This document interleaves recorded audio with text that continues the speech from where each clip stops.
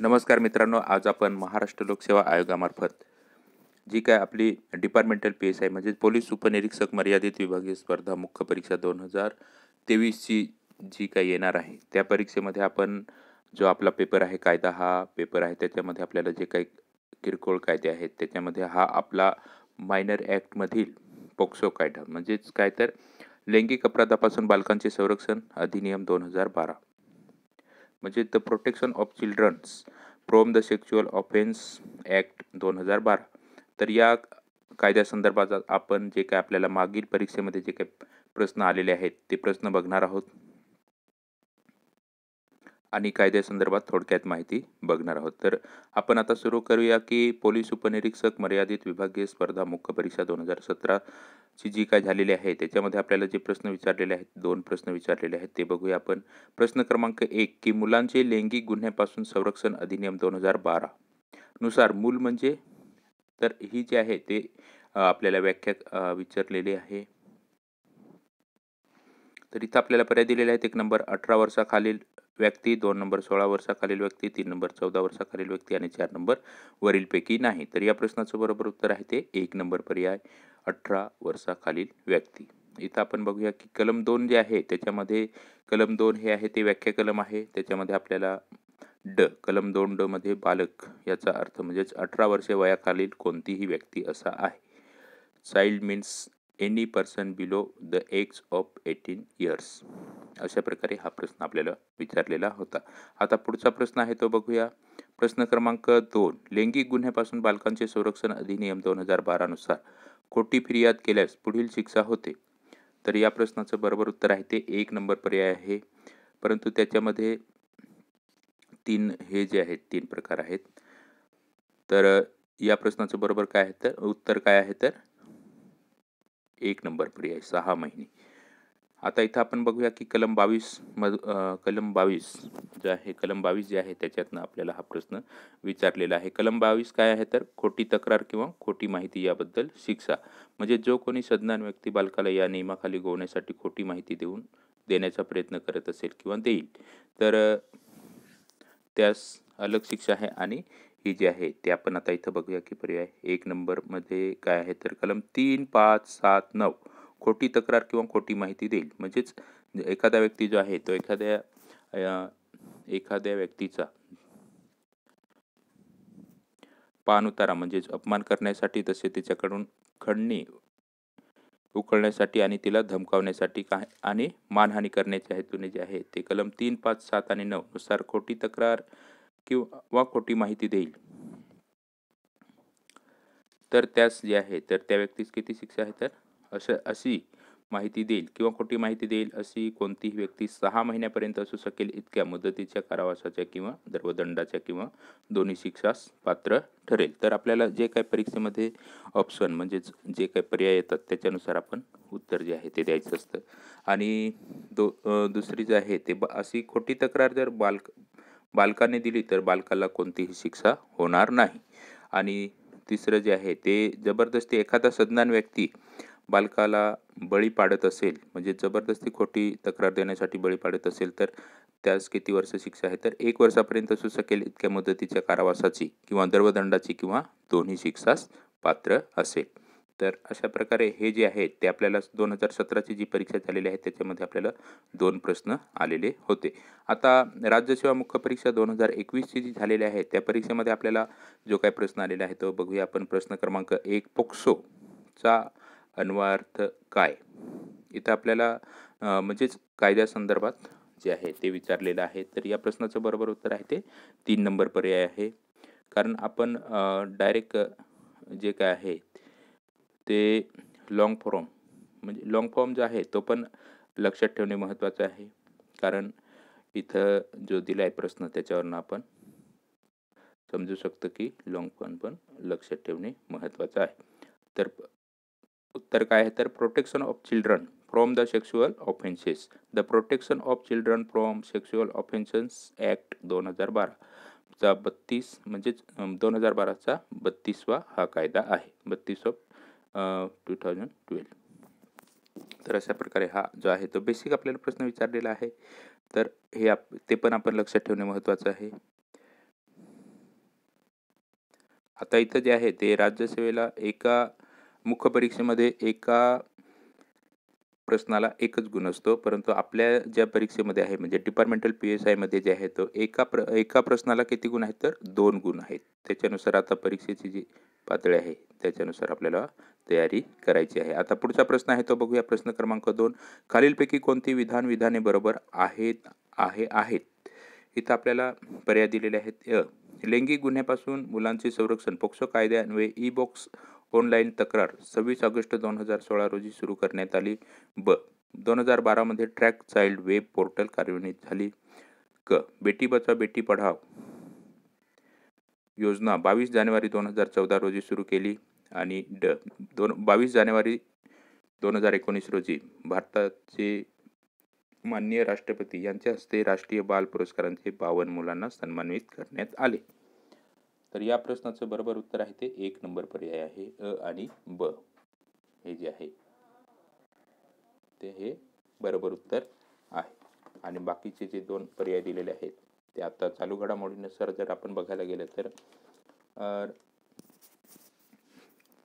पर्याय क्रमांक म्हणजे ड हे जे आहे ते 22 म्हणजे 2000 इथं काय विचारलं पर्याय 22 जानेवारी 2019 रोजी भारताचे माननीय राष्ट्रपती यांच्या हस्ते राष्ट्रीय बाल पुरस्काराने 52 मुलांना सन्मानित करण्यात आले. आता 2024 मध्ये जे आहे ते 2024 मध्ये जे आहे ते 19 मुलांना प्रधानमंत्री राष्ट्रीय बाल पुरस्काराने जे आहे ते सन्मानित करण्यात आले. त्याच्यामध्ये जे आहेत ते 9 बालक आहेत आणि 10 जे आहेत त्या बालिका आहेत. त्याच्यामध्ये आपल्या महाराष्ट्रातील जे आहेत ते महाराष्ट्रातील महाराष्ट्रातील जो बालक आहे तो आदित्य विजय ब्राह्मणे, त्यांना जो आहे तो मरणोपरांत वीरता पुरस्कार जो आहे तो प्रदान करण्यात आलेला आहे. आणि त्याचे जे वितरण आहे ते 22 जानेवारी 2024 रोजी करण्यात येतं दरवर्षाप्रमाणे. आणि इथं क हा जो काय पर्याय आहे बेटी बचाव बेटी पढाव 22 जानेवारी 2014 रोजी सुरू झाली. तर हा जो पर्याय आहे याचं उत्तर आहे ते 22 जानेवारी 2015 मध्ये आहे. ते 2015 मध्ये इथं 14 दिलेलं आहे, परंतु ते जे आहे ते 2015 मध्ये आहे. आणि ते पंतप्रधानांनी म्हणजे आपले भारताचे जे विद्यमान पंतप्रधान आहेत त्यांनी हरियाणामधील जयापूर हे गाव दत्तक घेतलेले आहे. त्या ठिकाणी हरियाणा म्हणजे पानिपत जिल्हा आणि जयापूर हे गाव त्यांनी दत्तक घेतलेलं आहे. त्या ठिकाणी ही जी योजना आहे ती कार्यान्वित करण्यात आलेली आहे. तर अशा प्रकारे हा प्रश्न होता. आता पुढचा प्रश्न आहे तो बघूया. राज्यसेवा मुख्य परीक्षा 2022 मध्ये आपल्याला प्रश्न आलेला आहे. प्रश्न क्रमांक 3. पोक्सो कायदा 2022 मधील तरतुदीनुसार मुलांचे खालीलपैकी कोणते हक्क आहेत? मुलगा मुलगी यांचा जबाब अथवा म्हणजे त्यांच्या घरी किंवा त्यांच्या पसंतीने निवडलेल्या ठिकाणी प्राधान्याने नागरी पोशाखातील महिला पोलीस अधिकारी अथवा उपनिरीक्षक पदापेक्षा खालच्या श्रेणीतील नसणाऱ्या पोलीस अधिकाऱ्यांमार्फत नोंदवण्यात यावे. चौकशीच्या काळात मुलगा मुलगी आरोपीच्या संपर्कात येणार नाही याची खात्री पोलीस अधिकाऱ्याने केली पाहिजे. आणि मुलगा मुलगी यांना रात्री पोलीस स्टेशनमध्ये ताब्यात घेतले जाऊ शकते. तर या प्रश्नाचं उत्तर आहे ते 1 नंबर पर्याय आहे. कारण हा जो आहे तो एकदम बेसिक प्रश्न आहे. आपल्याला आपण आता दैनंदिन काम करतो त्यावेळेस ते आपल्याला समजून येतं की काय. परंतु याच्यासाठी जे आहे ती स्पेशल कलमं आहेत ते आपण जसं आता कायद्या संदर्भात माहिती थोडक्यात बघणार आहोत त्याच्यात आपण बघूया. आता पुढचा म्हणजेच आता हे जे आहेत त्या आपल्याला जो काय अभ्यासक्रम आहे तो बघूया आपण. Minor act, the protection of children from the sexual offence act 2012 चा 32-12 हा आपला जो कायदा आहे परीक्षेसाठी 18वा कायदा आहे. लैंगिक अपराधापासून बालकांचे संरक्षण अधिनियम 2012. आता त्या संदर्भात आपण मग बघूया की भारतीय संविधानाचे अनुच्छेद 15च्या 3 खंड 3 राज्याला बालकांसाठी विशेष तरतुदी करण्याचा अधिकार प्रदान करण्यात आलेला आहे. आणि संयुक्त राष्ट्र बालहक्काबाबत अभिसंधेमध्ये भारत सरकार 11 डिसेंबर 1992 मध्ये जे आहे ते सहभागी झालेलं आहे. तर हे पण इथं आपल्याला महत्त्वाचं आहे. आता इथं आपण बघूया की प्रकरण पहिले काय आहे, तर याच्यामध्ये जे आहे ते संक्षिप्त नाव आणि विस्तार व प्रारंभ यांच्या संदर्भात माहिती दिलेली आहे. त्याच्यानंतर कलम 2 जे आहे त्याच्यामध्ये व्याख्या म्हणजे डेफिनेशन देण्यात आलेले आहेत. त्याच्यामध्ये ए काय आहे, तर गंभीर स्वरूपाचा लिंग प्रवेश अंतर्भूत असलेला लैंगिक हमला हे आहे. हे त्या संदर्भात कलम 5 मध्ये त्याची व्याख्या देण्यात आलेली आहे. त्याच्यानंतर बी गंभीर स्वरूपाचा लैंगिक हमला हे जे आहे हे कलम 9 मध्ये व्याख्या देण्यात आलेले आहे. आणि सी सशस्त्र दल किंवा सुरक्षा दल.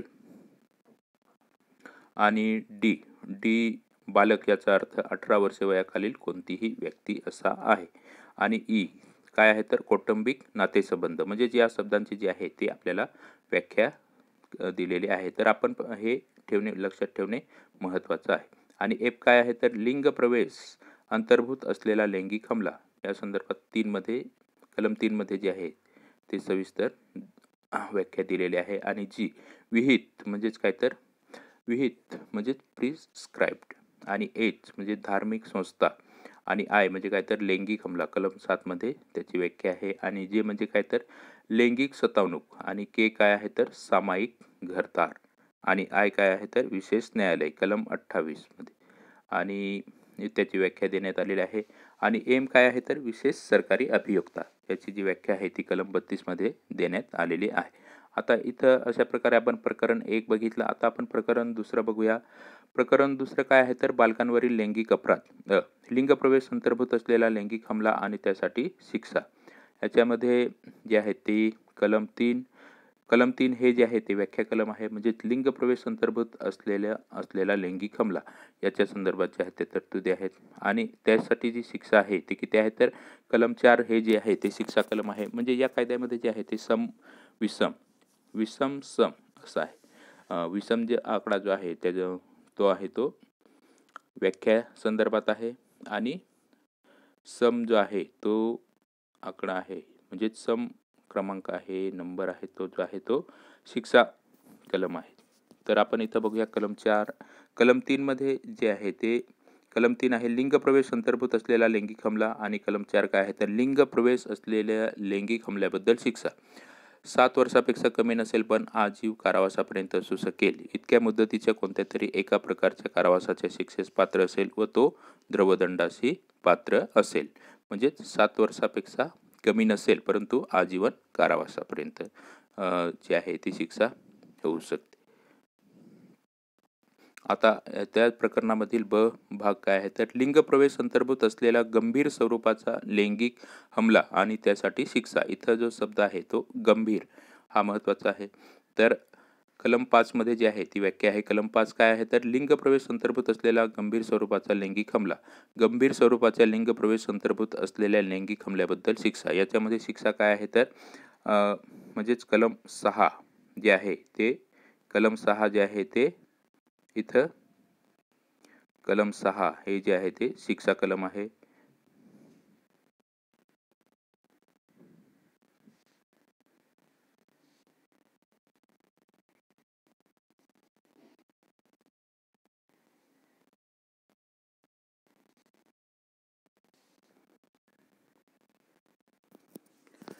कलम 6 मध्ये जी आहे ती शिक्षा दिलेली आहे या गुन्ह्यासंदर्भात. गंभीर स्वरूपाच्या लिंग प्रवेश अंतर्भूत असलेल्या लैंगिक हमल्याबद्दल शिक्षा काय आहे, तर 10 वर्षापेक्षा कमी नसेल परंतु आजीवन कारावासापर्यंत शिक्षा जी आहे ती वाढवली असू शकते. आजीवन कारावासापर्यंत जी आहे ती शिक्षा होऊ शकते. इतक्या मुदतीच्या श्रम कारावासाच्या शिक्षेस व द्रवदंडाशी पात्र असेल. म्हणजेच 10 वर्षापेक्षा कमी नाही आणि आजीवन कारावास. ते कलम 6 हे लक्षात ठेवणे महत्त्वाचे आहे. त्याच्यानंतर क काय आहे, तर लैंगिक हमला आणि त्यासाठी शिक्षा. कलम 7 काय आहे, तर लैंगिक हमला व त्यासाठी शिक्षा. म्हणजेच त्याच्यामध्ये जे आहे ते लैंगिक हमला या संदर्भात जी आहे ती व्याख्या दिलेली आहे आणि कलम 8 मध्ये जी आहे ती लैंगिक हमल्यासाठी शिक्षा काय आहे तर 3 वर्षापेक्षा कमी नसेल परंतु 5 वर्षापर्यंत असू शकेल इतक्या मुदतीच्या कोणत्या तरी एका प्रकारच्या कारावासाच्या शिक्षेस व दंडदंडास ही पात्र होईल.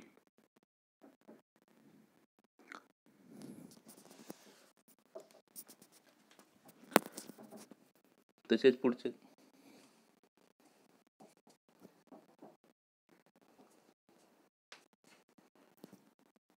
तसेच त्याच्यामधला जो आहे तो ड भाग आहे त्याच्यामध्ये काय आहे तर गंभीर स्वरूपाच्या लैंगिक हमला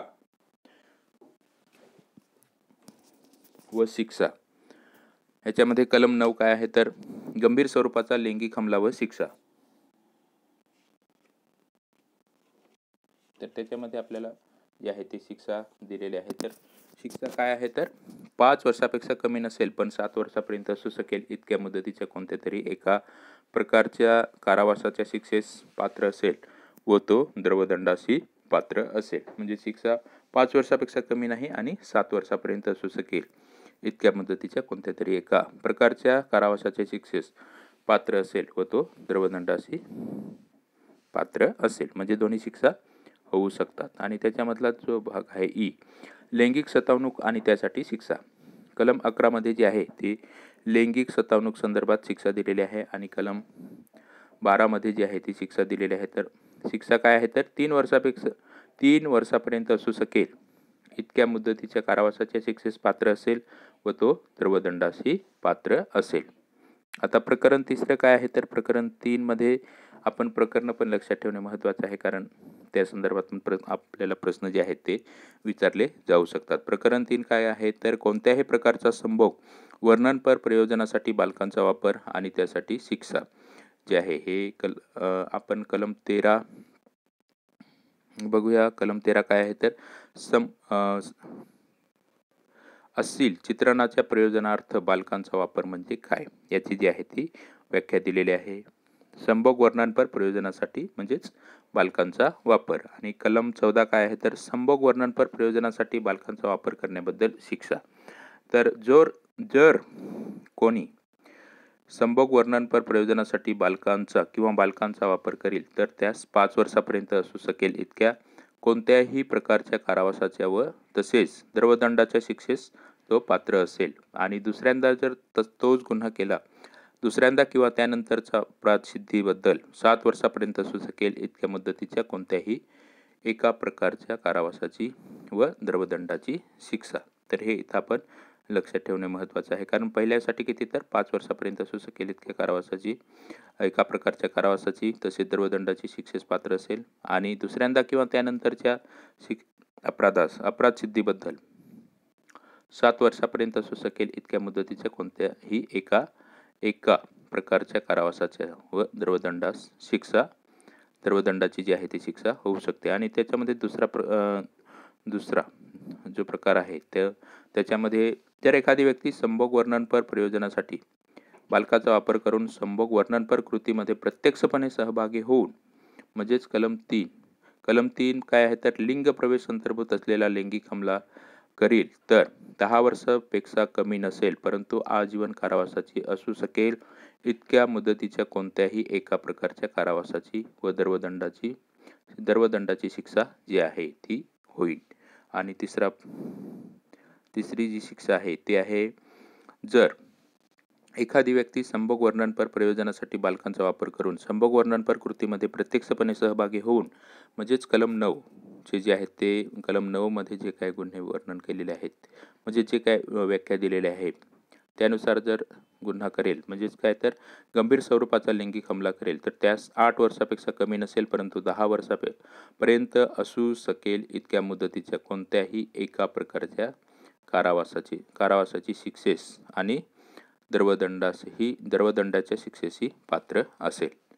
आणि चौथी जी शिक्षा आहे ती काय आहे तर जर एखादी व्यक्ती संभोग वर्णनपर प्रयोजनासाठी बालकांचा वापर करून संभोग वर्णनपर कृतीमध्ये प्रत्यक्षपणे सहभागी होऊन कलम 7 म्हणजे लैंगिक हमला जर करेल तर 6 वर्षापेक्षा कमी नसेल परंतु 8 वर्षापर्यंत असू शकेल इतक्या मुदतीच्या कोणत्याही एका प्रकारच्या कारावासाच्या शिक्षेस आणि द्रवदंडास ही पात्र असेल. तर इथं किती आहे शिक्षा याच्यामध्ये, तर 6 आणि 8 वर्ष, म्हणजे 6 वर्षापेक्षा कमी नसेल आणि 8 वर्षापर्यंत असू शकेल इतक्या मुदतीच्या कोणत्याही एका प्रकारच्या कारावासाच्या शिक्षेस किंवा दंडवाच्या शिक्षेस पात्र असेल. आणि 5वा जो प्रकार आहे, त्या 5वी शिक्षा आहे, जर एखादी व्यक्ती संभोग वर्णनपर प्रयोजनासाठी बालकांचा वापर करून संभोग वर्णनपर कृतीमध्ये प्रत्यक्षपणे सहभागी होऊन, तर कलम 9चा जर अपराध करत असेल, म्हणजे कलम 9 मध्ये ज्या काय तरतुदी दिलेल्या आहेत त्याचा जर अपराध करत असेल, तर त्या शिक्षा काय आहे, तर 8 वर्षापेक्षा कमी नसेल परंतु 10 वर्षापर्यंत असू शकेल इतक्या मुदतीच्या कोणत्याही एका प्रकारच्या कारावासाच्या शिक्षेस आणि दंडाच्या शिक्षेस पात्र ठरेल. तर हे जे कलम आहे, हे थोडं 14वा कलम आहे ना, हे थोडं लक्षात ठेवणे महत्त्वाचं आहे.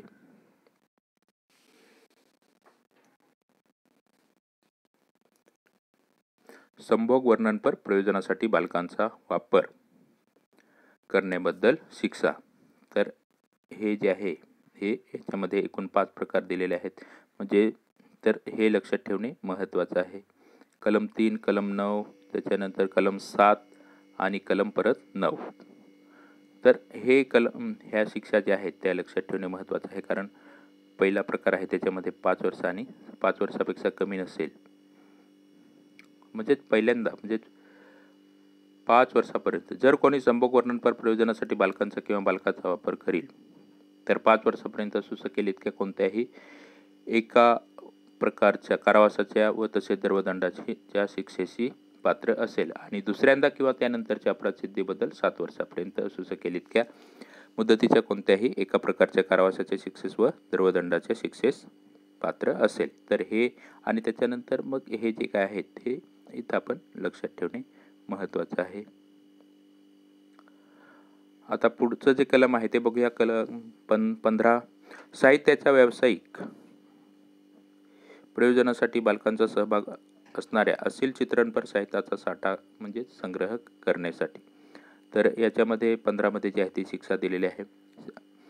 शिक्षा 3 वर्षापर्यंत असू शकेल इतक्या मुदतीच्या कोणत्याही एका प्रकारच्या कारावासाच्या किंवा दंडाच्या किंवा दोन्ही शिक्षास पात्र असेल. प्रकरण 1 आणि 2 मध्ये जे आहे, प्रकरण 1 आणि 2, तर त्याच्यामध्ये जे आहे ते सम आकड्यामध्ये जी आहे ती शिक्षा सम आकडा जो आहे तो शिक्षेसाठी आहे आणि विषम जो आकडा आहे तो व्याख्या आहे, ते पण आपण लक्षात. आता पुढचं प्रकरण आहे प्रकरण 4, अपराध करण्यास अपप्रेरणा व अपराध करण्याचा प्रयत्न करणे. कलम 16, अपराधास अपप्रेरणा, याच्यामध्ये हे जे आहे व्याख्या कलम आहे. कलम 17 काय आहे, तर कलम 17, जी कोणी व्यक्ती या अधिनियमाखालील कोणत्याही अपराधास अपप्रेरणा देते त्याबद्दल जी आहे ती शिक्षा आहे. आणि कलम 18 काय आहे, तर अपराध करण्याचा प्रयत्न केल्याबद्दल शिक्षा.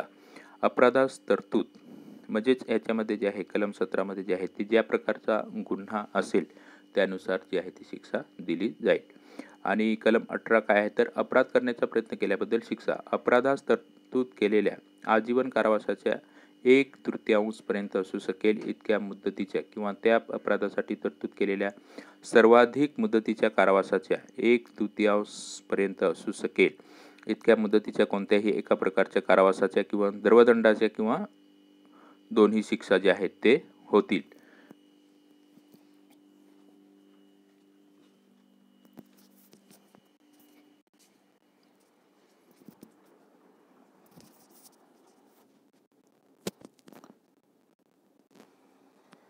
आता आपण प्रकरण 5 बघूया. प्रकरणासंदर्भात माहिती कळवण्याची कार्यपद्धती.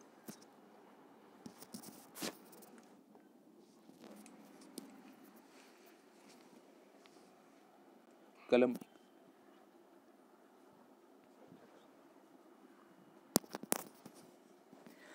19 काय आहे, तर अपराधाची माहिती कळवणे, म्हणजेच अपराधाची माहिती जी आहे ती आपण वरिष्ठांना कळवणे महत्त्वाचं आहे की आणि तसेच कोर्टांना, म्हणजेच वरिष्ठांना ती 24 तासाच्या आत कळवणे महत्त्वाचं आहे. तर हे इथं लक्षात ठेवणे महत्त्वाचं आहे. त्याच्यानंतर कलम 20 काय आहे, तर प्रसार माध्यमे, स्टुडिओ व छायाचित्रण सुविधा देणारी केंद्रे यांच्यावर प्रकरणासंबंधातील माहिती कळवण्याचे दायित्व.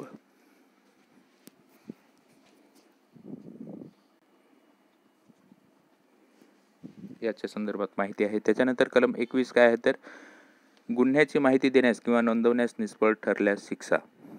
19 पोट कलम 1 किंवा 20 कलम 20 अन्वये 19 पोट कलम 2 FIR नोंद करण्यास जर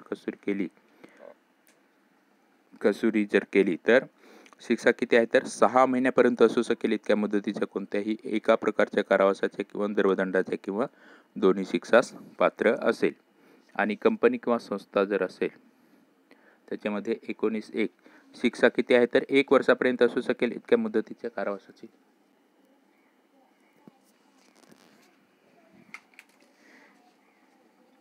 एक वर्षापर्यंत असू शकेल इतक्या मुदतीच्या कारावासाच्या आणि दंडाच्या शिक्षेशी पात्र असेल.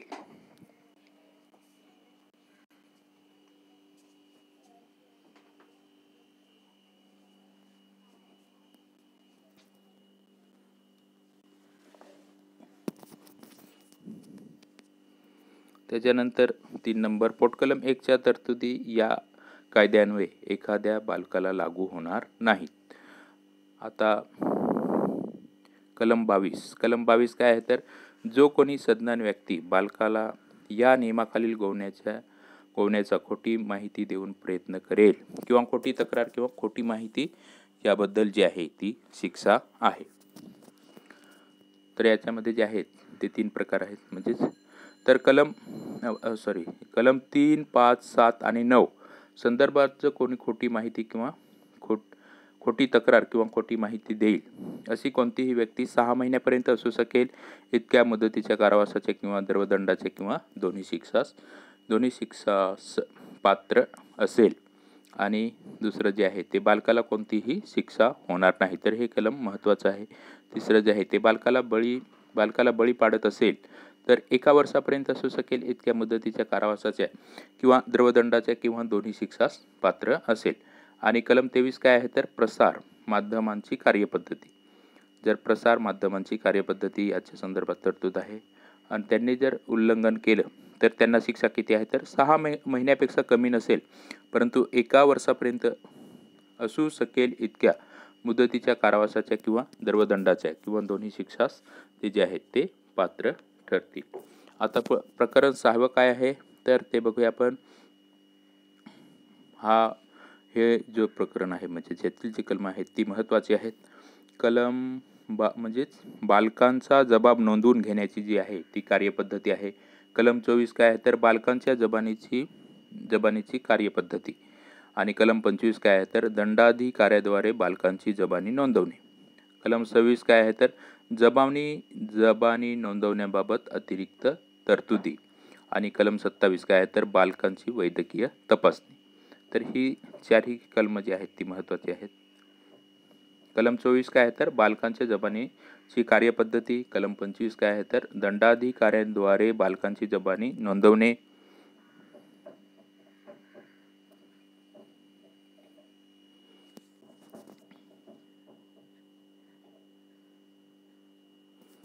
त्याच्यानंतर कलम 26 काय आहे तर जबानी नोंदवण्याबाबत अतिरिक्त तरतुदी जी आहेत त्या कलम 26 मध्ये देण्यात आलेल्या आहेत. त्याच्यानंतर कलम 27 काय तर बालकाची जे काय आहे ती वैद्यकीय तपासणी. प्रकरण 7 काय आहे तर विशेष न्यायालय याच्या संदर्भात हे प्रकरण आहे. तर कलम 28 मध्ये जे आहे ते विशेष न्यायालय नेमून देणे. कलम 29 काय आहे तर विवक्षित अपराधासंबंधीचे गृहीतक. कलम 30 काय आहे तर सदोष मानसिक स्थितीचे गृहीतक. आणि कलम 31 काय आहे तर विशेष न्यायालयासमोर कार्यवाहीला फौजदारी प्रक्रिया संहिता 1973 लागू असणे. आणि कलम 32 मध्ये जे आहे ते विशेष सरकारी अभियोक्ता यांच्या संदर्भात म्हणजे नियुक्ती संदर्भात जे आहे ती तरतूद आहे. त्याच्यानंतर प्रकरण 8 जे आहे ते काय आहे तर विशेष न्यायालयाची कार्यपद्धती व अधिकार आणि साक्ष नोंदवणे. कलम 33 काय आहे तर विशेष न्यायालयाची कार्यपद्धती व अधिकार. आणि कलम 34 काय आहे तर बालकाने केलेल्या गुन्ह्यांच्या बाबतीत कार्यपद्धती आणि विशेष न्यायालयाने वयाबाबत निर्णय देणे. त्याच्यानंतर कलम 35 काय आहे तर बालकांची साक्ष नोंदवण्यासाठीचे व प्रकरण निकालात काढण्यासाठीचा कालावधी. तर 30 दिवसाच्या आत साक्ष नोंदवली पाहिजे. उशीर झाला तर विशेष न्यायालयांकडून ती कारणे जी आहेत ती नोंदवणे महत्त्वाचं आहे. म्हणजे कारणे जी आहेत ती नोंदवण्यात येतील. आणि कलम 36 काय आहे तर साक्ष देतेवेळी आरोपी बालकास पाहणार नाही. कलम 37 काय आहे तर न्याय चौकशी कक्षांतर्गत पार पाडणे. आणि कलम 38 काय आहे तर बालकांची साक्ष नोंदवून घेतेवेळी दुभाषी किंवा तज्ज्ञ यांचे सहाय्य घेणे. अशा प्रकारे हे जे आहे ते प्रकरण 8 आहे. आणि प्रकरण 90 काय आहे तर संकीर्ण म्हणजे संपूर्ण जे काय आहे ते प्रकरण 9 जे आहे ते संकीर्ण आहे. याच्यामध्ये ज्या काय तरतुदी आहेत त्या आपण बघूया. तर याच्यामध्ये जे आहे ती 7 कलम आहेत. कलम 39 ते कलम 46 पर्यंत. कलम 39 काय आहे तर तज्ज्ञ व्यक्ती इत्यादींचे सहाय्य घेताना बालकांसाठी मार्गदर्शक तत्वे. याच्यामध्ये जे आहेत ते अशासकीय संघटना, व्यावसायिक व तज्ज्ञ आणि मानवशास्त्रज्ञ, समाज कार्य करणारे संस्था जे आहेत किंवा शारीरिक संस्था, मानसिक संस्था व बालविकास यांचं जे आहे याच्यामध्ये जे तज्ज्ञ व्यक्ती आहेत त्यांचं जे आहे ते सहाय्य घेताना बालकांसाठी जे आहेत ते मार्गदर्शक तत्वची तरतूद करण्यात आलेली आहे. त्याच्यानंतर कलम 40 काय आहे तर विधी तज्ज्ञांचे सहाय्य घेण्याचा बालकांचा हक्क. फौजदारी प्रक्रिया संहिता 1973 1974चा 2 कलम 301 च्या तरतुदीस अधीन राहून बालकांचे कुटुंब किंवा पालकांना या अधिनियमाखालील कोणत्याही अपराधासाठी सहाय्य म्हणजे मदत घेण्याचा हक्क अधिकार असेल.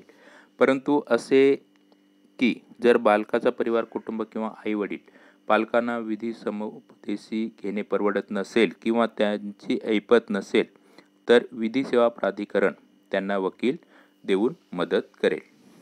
तर अशा प्रकारे हे जे आहे ते कलम 40 मध्ये तरतूद आहे त्या संदर्भात. म्हणजे काय तर कायद्याचे जे तज्ज्ञ आहेत त्यांचं सहाय्य घेण्याचा बालकाचा हक्क. आणि कलम 41 काय आहे तर कलम 3 ते 13च्या तरतुदी विवक्षित प्रकरणांना लागू नसणे. कलम 3 ते कलम 13 दोन्हींच्या तरतुदी आहे बालकांच्या वैद्यकीय तपासणी किंवा वैद्यकीय उपचारासाठी त्यांच्या आई वडिलांची किंवा पालकांची संमती घेतली असेल तेव्हा लागू होणार नाहीत. आणि कलम 42 काय आहे तर पर्यायी शिक्षा. म्हणजेच याच्यामध्ये जे आहे हे महत्त्वाचं कलम आहे कारण IPC संदर्भातले जे काही शिक्षा वगैरे आहेत त्याच्यामध्ये 300 म्हणजेच बलात्कारासंदर्भातल्या जे काही शिक्षा आहेत त्या इथं लागू होतात. पर्यायी शिक्षा. तर ही IPCची जी कलमं आहेत ती लक्षात ठेवणं आपण महत्त्वाचं आहे. हे जे आहे ते 2013चा फौजदारी सुधारणा अधिनियम म्हणजेच 2013 आणि फौजदारी कायदा सुधारणा अधिनियम 2018 त्याच्यामध्ये जे काही सुधारणा झालेल्या आहेत त्या संदर्भात आपण माहिती बघणार आहोत. परंतु आता जे आहे तर याच कलमासंदर्भात माहिती बघूया. कलम 42 काय आहे तर हा अधिनियम अन्य कोणत्याही कायद्यांचे अल्पीकरण करणार नाही. बरोबर. म्हणजेच IPC संदर्भात जे आहेत किंवा इतर जे काही कायदे आहेत तर त्यांचं जे आहेत ते कायद्यांना कमीपणा म्हणजे कमी त्यांचं महत्त्व जे आहे ते कमी करणार नाही. कलम 43 काय आहे तर अधिनियमाविषयी जनतेमध्ये जागृती. आणि कलम 44 काय आहे तर अधिनियमाच्या अंमलबजावणीचे संनियंत्रण. आणि कलम 45 काय आहे तर नियम करण्याचा अधिकार. आणि कलम 46 जे आहे ते अडचणी दूर करण्याचा अधिकार. तर अशा प्रकारे हे जे आहे ते आपल्याला एकूण या the protection of children from sexual offence act 2012 या कायद्यामध्ये एकूण आपल्याला 46 कलमं जी आहेत ती अभ्यासक्रमासाठी आहेत. आणि त्याच्यामध्ये आपल्याला 2 प्रश्न येणार. 2 प्रश्नांसाठी आपल्याला 4 मार्क्स असणार. तर अशा प्रकारे आपण जे आहे तिथं माहिती बघितलेली आहे. आता इथं आपण बघूया की डिपार्टमेंटल PSI 2021 ची जी मुख्य परीक्षा झालेली आहे त्या परीक्षेमध्ये आपल्याला प्रश्न कसे विचारलेले आहेत ते आपण बघूया. कारण आता जे आहे ते एका प्रश्नासाठी किती गुण असणार तर 2 गुण असणार. त्या संदर्भात म्हणजे 2 गुणासाठी कसे प्रश्न आलेले आहेत ते आपण बघूया. प्रश्न क्रमांक 1 लैंगिक गुन्ह्यापासून मुलांच्या संरक्षणाचा कायदा पोक्सो 2012च्या अनुषंगाने खालील विधानाचे अवलोकन करा. याच्यामध्ये विधान 1 काय आहे तर लैंगिक गुन्ह्यापासून मुलांच्या संरक्षणाचा कायदा पोक्सो चे कलम 8 हे भेदक हल्ल्याच्या शिक्षेशी संबंधित आहे. आणि 2 विधान 2 जो कोणी भेदक लैंगिक अत्याचार करील त्याला 7 वर्षापर्यंत कमी नाही अशा कारावासाची शिक्षा दिली जाईल. कारावासाची शिक्षा जी आहे ती दिली जाईल. अशा प्रकारे ही जी आहे ती इथं आपल्याला 2 विधानं विचारलेली आहेत आणि इथं आता पर्यायी उत्तरे दिलेली आहेत. तर 1 नंबर जे आहे ते पर्याय आपण इथं बघूया. 1 नंबर पर्याय काय आहेत? विधान 1 बरोबर आहे आणि 2 चूक आहे. 2 नंबर विधान 2 बरोबर आहे आणि 1 चूक आहे. 3 नंबर दोन्ही विधाने बरोबर आहेत आणि 4 नंबर दोन्ही विधाने चूक आहेत. तर या प्रश्नाचं बरोबर उत्तर आहे ते 2 नंबर पर्याय. कारण विधान 2 बरोबर आहे व 1 जे आहे ते चूक आहे. आता इथं आपण बघूया की कलम 8 काय आहे? तर लैंगिक हल्ल्यासाठी शिक्षा.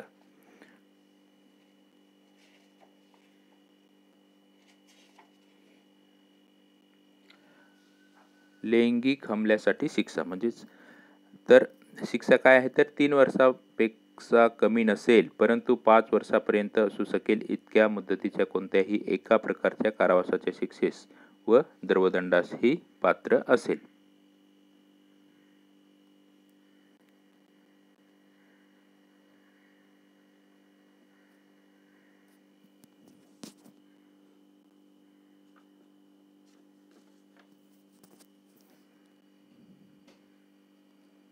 तर अशा प्रकारे हा आपल्याला इथं प्रश्न जो आहे तो विचारलेला होता. आता पुढचा प्रश्न आपण बघूया की खालीलपैकी कोणते कलम लैंगिक गुन्ह्यापासून बालकांचे संरक्षण अधिनियम 2012 अंतर्गत दंडाधिकाऱ्यांनी मुलांचे जबाब नोंदवण्यासाठी संबंधित म्हणजे त्या जबाब नोंदवणीसाठी संबंधित आहे.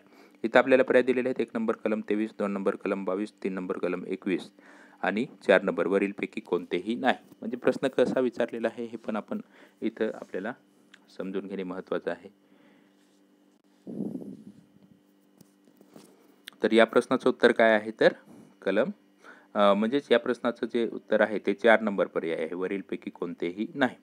इतर त्या संदर्भात तरतूद कोणत्या कलमामध्ये आहे? तर कलम 25 मध्ये दंडाधिकाऱ्यांद्वारे बालकांची जी जबानी आहे ती नोंदवणे या संदर्भात तरतूद आहे. 1 CRPC 1973 1974 2 कलम 164 अन्वये जो आहे तो जबाब नोंदवून घेतला जातो आणि 2 CRPC कलम 173 अन्वये अंतिम अहवाल दाखल केल्यावर संहितेच्या कलम 207 मध्ये विनिर्दिष्ट केलेल्या दस्तऐवजाच्या प्रती त्या बालकाला व त्यांच्या आईवडिलांना किंवा त्यांच्या प्रतिनिधींना जे आहेत त्या पुरवल्या जातात. म्हणजेच आपला फायनल रिपोर्ट ज्यावेळेस तयार होतो त्यावेळेस जे आहेत ते त्यांना जे आहेत ते म्हणजेच दस्तऐवजाच्या ज्या प्रती आहेत म्हणजे काय फायनल रिपोर्टचा अहवाल आहे तो त्यांना पुरवला जातो. आणि 3 मानसिक किंवा शारीरिक विकलांगता त्यावेळेस जर असेल तर त्यावेळेस तज्ज्ञांचे सहाय्य जे आहे ते घेतलं जातं. आता अशा प्रकारे त्याच्यामध्ये त्या कलमामध्ये जे आहेत तरतुदी आहेत. तर कलम 21 काय आहे? आता इथं जे आपल्याला प्रश्नामध्ये जी कलमं दिलेली आहेत ते पण आपण बघूया. कलम 21 काय आहे? तर गुन्ह्याची माहिती देण्यास किंवा नोंदवण्यास निष्फळ ठरल्याबद्दल शिक्षा. 1 19 पोटकलम 1 किंवा कलम 20 अन्वये 19 पोटकलम 2 नुसार FIR नोंद करण्यास कसुरी जर केली तर शिक्षा 6 महिन्यापर्यंत असू शकेल इतक्या मुदतीच्या कोणत्याही एका प्रकारच्या कारावासाच्या किंवा द्रवदंडाच्या किंवा दोन्ही शिक्षेस जे आहे ते पात्र असेल. आणि 2 कंपनी किंवा संस्था जर असेल तर 19(1) च्या शिक्षा 1 वर्षापर्यंत असू शकेल इतक्या मुदतीच्या कारावासाच्या आणि द्रवदंडाच्या शिक्षेस पात्र असेल. आणि 3 पोटकलम 1 च्या तरतुदी या कायद्या अन्वये बालकाला ज्या आहेत त्या लागू होणार नाही. तर अशा प्रकारे हे इथे कलम आहे 21. आता कलम 22 काय आहे? तर कलम 22 म्हणजेच खोटी तक्रार करणे, बरोबर. तर ते आपण बघितलंच आणि या संदर्भात जे आहे ते आपल्याला 2017 मध्ये जे आहे प्रश्न आलेला होता. आता कलम 23 प्रसार माध्यमांची कार्यपद्धती 6 महिन्यापेक्षा कमी नसेल परंतु 1 वर्षापर्यंत असू शकेल इतक्या मुदतीच्या कारावासाच्या किंवा द्रवदंडाच्या किंवा दोन्ही शिक्षा जे आहे ते पात्र ठरेल. आणि अशा प्रकारे हे जे आहेत ते आपण 2 परीक्षांचे प्रश्न आणि म्हणजे राज्यसेवेमध्ये पण आलेले जे प्रश्न आहेत ते पण बघितले आणि आपल्या डिपार्टमेंटल PSI मध्ये जे काही प्रश्न आहेत ते पण आपण इथं बघितलेले आहेत. आता आपण जो काही लैंगिक अपराधास पासून बालकांचे संरक्षण नियम हा जो काही नियम आहे त्या संदर्भात पण माहिती इथं आपण बघूया थोडक्यात. तर नियम 1 संक्षिप्त नाव व प्रारंभ आणि कलम 2 म्हणजेच याच्यामध्ये जे आहे ते व्याख्या दिलेल्या आहेत. अधिनियम, ब जिल्हा बाल संरक्षण आणि क तज्ञ, ड विशेष प्रशिक्षक आणि ई बालकांशी संवाद साधण्याच्या रीतीशी परिचित असलेली व्यक्ती आणि प काय आहे तर आधार देणारी व्यक्ती. आणि नियम 3 मध्ये जे आहे ते काय आहे तर दुभाषी अनुवादक व विशेष शिक्षक या संदर्भात तरतुदी आहेत. आणि 4 चौथा जो नियम आहे ते देखभाल व संरक्षण नियमामधील ही कलम आहेत म्हणजे. आणि 5 आपत्कालीन वैद्यकीय उपचार. आणि 6 नंबर जे आहे म्हणजे 6वा नियम आहे त्याचे कलम म्हणजे अधिनियमाच्या अंमलबजावणीचे संनियंत्रण. आणि 7वं जे आहे ते नुकसान भरपाई. तर हा नियम पण आपण वाचणे महत्त्वाचं आहे, कारण या कायद्यासोबत नियमातला पण प्रश्न आपल्याला विचारला जाऊ शकतो. तर अशा प्रकारे आज जे आहे ते आपण मित्रांनो हा पोक्सो कायद्यासंदर्भात जे आहेत ते तरतुदी बघितल्या, थोडक्यात माहिती बघितलेली आहे. तर आपल्याला जसा वेळ मिळेल तसं आपण जे आहे ते कारण हा कायदा जो आहे तो संपूर्ण कायदा असल्यामुळे याला थोडासा वेळ लागेल. तर त्याच्या महत्त्वाची जी कलमं आहेत तर त्याच्या संदर्भात आपण चर्चा करणारच आहोत. तर थँक्स फॉर वॉचिंग. म्हणजे धन्यवाद आपल्याला. बेस्ट ऑफ लक. आपला PB मोरसागरेवाला टिप्स जो आहे तो आपला यूट्यूब चॅनल आहे, त्या चॅनलला मित्रांनो जरूर सबस्क्राईब करा. आपल्या मित्रांना पण ही माहिती शेअर करा, जेणेकरून त्यांना पण उपयोगी पडेल की परीक्षेमध्ये 1 मार्कासाठी कसे प्रश्न आलेले आहेत आणि आता जे आपली परीक्षा आहे ती 2 मार्कासाठी, म्हणजेच एक प्रश्न आपल्याला 2 मार्कासाठी असेल तर त्याच्यासाठी कसे प्रश्न आलेले आहेत ते पण आपण इथं बघितलेलं आहे. तर आपण त्यानुसार तयारी करायची आहे. आपल्याला बेस्ट ऑफ लक पुन्हा एकदा. जय हिंद, जय महाराष्ट्र. आणि व्हिडिओ आवडला तर जरूर लाईक करा, नसेल आवडला तर डिसलाईक करू शकता, तसं काही नाही. जय हिंद, जय महाराष्ट्र.